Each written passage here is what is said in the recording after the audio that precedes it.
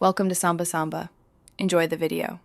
In this video, I will explain how to use a FAT32 format USB OTG drive on Android. First, confirm your Android device supports USB on-the-go functionality.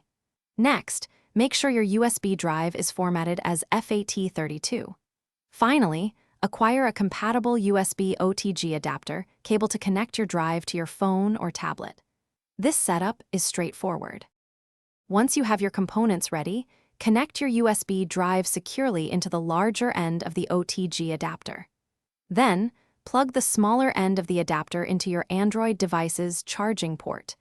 Your device should recognize the connection, often displaying a notification or an icon in the status bar. This usually happens within a few seconds. To access your files, open your preferred file manager application on your Android device. You should see a new storage option, often labeled USB storage, OTG, or similar. Tap on this option to view the contents of your USB drive.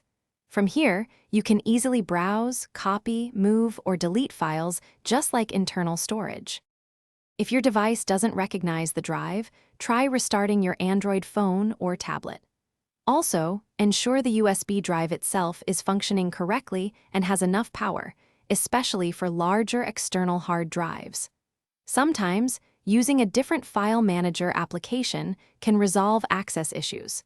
This simple method makes file transfer easy. Thanks for watching. Consider subscribing if we helped you.